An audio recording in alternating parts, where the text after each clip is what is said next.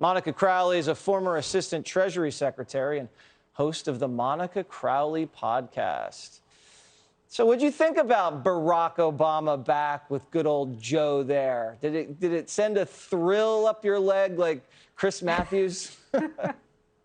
Not exactly, Jesse, although I have to say, looking at that video of Biden and Obama after the event with all the people milling around, it reminds me of like the star quarterback returning to his old high school and then the current losing quarterback getting ghosted. Yeah. That's what that looks like to me. Very sad image.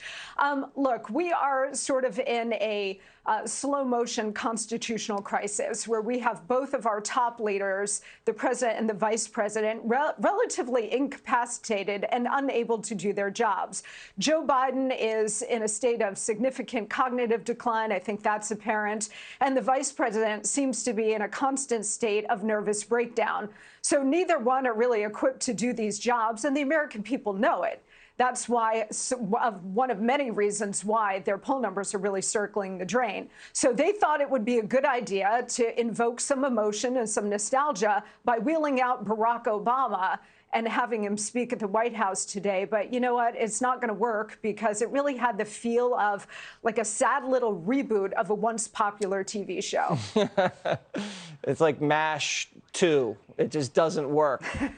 Do you think it was a big error strategically to put Barack Obama in the same room with Joe Biden?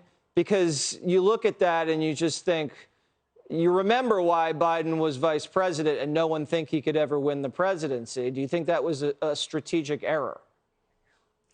I do. You never want to be eclipsed either by your vice president, which in this case is never going to happen, but you also don't want to be eclipsed by a more popular figure, whether it's a former president or some other leader.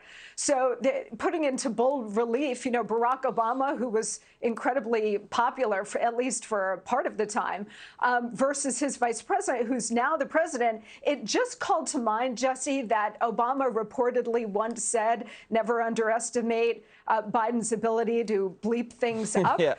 So I think they meant this as a masterstroke, but it's simply not going to work. And it's actually going to remind people of the failure of leadership that we're seeing from Joe Biden and Kamala Harris. Yeah, it's why I don't like to hang around with people who are better looking than I am. It just doesn't help me. Here's Joe Biden also not helping himself. I don't know what he said, but again, it reminds people who he is and who he isn't. Listen. The American Rescue Plan subsidizes that are lowering premiums, subsidies are lowering premiums and extending coverage. And I got a little practice when you gave me that other act, you know, when we were president.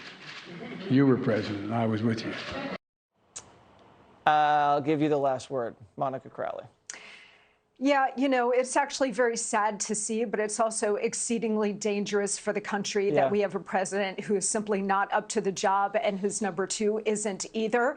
And, you know, today's event reminds us, Jesse, that while it is dangerous for the United States, they're more concerned about polls and politics. That's why they brought out Barack Obama today than they are about the American people and America's interests. Yeah, and Kamala lost her 12th staff member today. So it's a baker's dozen for the vice president. We'll keep reporting on that. Monica Crowley, thank you so much. Thanks, Jesse. Hey, Sean Hannity here. Hey, click here to subscribe to Fox News YouTube page and catch our hottest interviews and most compelling analysis. You will not get it anywhere else.